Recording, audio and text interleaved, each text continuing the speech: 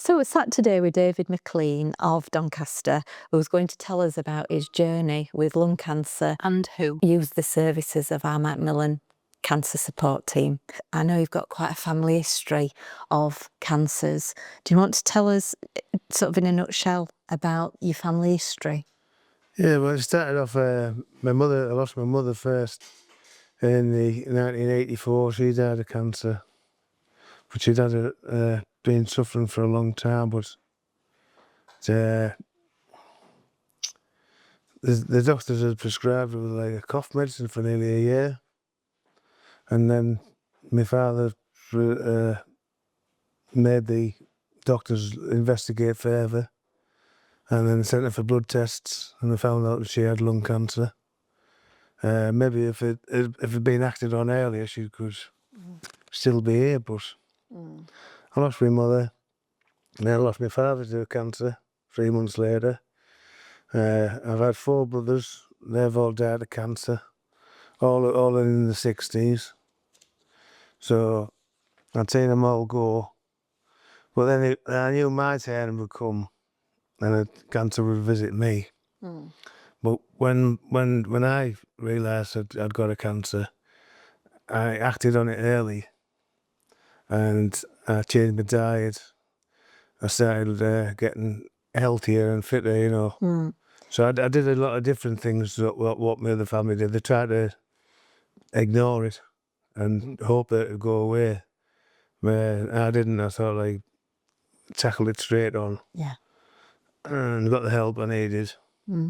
So you went to GP? I went to my GP, told them that I was struggling with my breathing. My GP referred me for a chest x-ray. And then after the x-ray, they found something on the x-ray, so they sent me for a scan. They said they'd found something there, it was like a nodule or something that was called. And then after that, they sent me for a PET scan. I went for the PET scan, and it turned out that it was a cancer. But luckily, because it was an early stage cancer, we got it cured with keyhole, and it was quite easy enough to get cured, you know, and I didn't have to go through all the radiation and stuff like that, which was a blessing. Now, our Macmillan services helped you as well, didn't they? Oh, the Macmillan services were amazing. Yeah. So how did they support you, David? Well, they're just there for me all the time, you know. They have an office in every hospital. Mine was DIR Doncaster. Yeah. And if I had any problems whatsoever, I could just go in there, sit down and have a chat with them. And, you know, they're really, really, really helpful. They take you through every problem that you've got, you know what I mean, and put you at ease. Yeah. I'm really grateful for my Macmillans. Now, one of the things as well is because of your job, you tended to live in the back of a van. So when you were poorly, you'd know where to stay.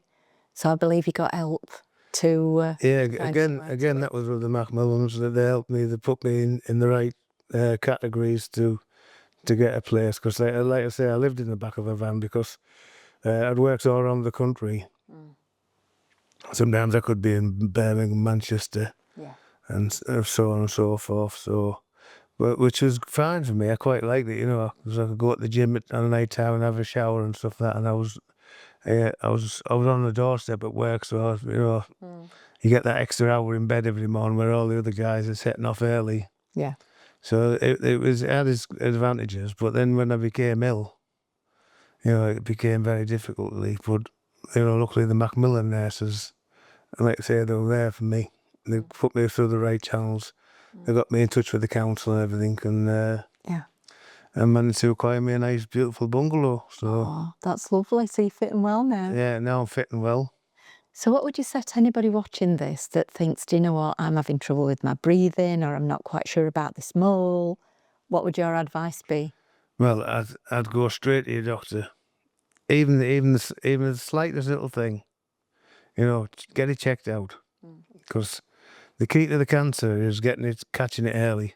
And then if you catch it early, you've got a great chance of succeeding, you know, getting recovery. Yeah. But if you leave it and try and put it back to the back of your mind, like my brothers have did, you know, thinking that it would just go away, or try not to worry about it, and they let it grow and let it grow. Speed is the key for cancer. I think if you get there, Yeah. and if you do, it's not the big death sentence that everybody thinks it was or it used to be. Like when my mother was around in the 80s, it was a big thing. But cancer, we've progressed so far now with cancer, and I'm a totally different person now. I've got a totally different outlook on life now. So I think something good has come from this cancer because it's actually made me a better, stronger person. Yeah. I've come through the tunnel, and here I am today. And your advice to anybody is, if you think you've got something wrong, Just get straight to your GP.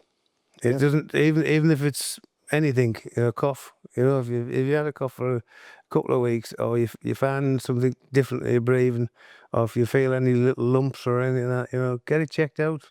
It only takes 2 minutes. It might be nothing, but it could be something, it could save your life. and that something could save your life. Yeah, Lovely. Well, thank you so much, David.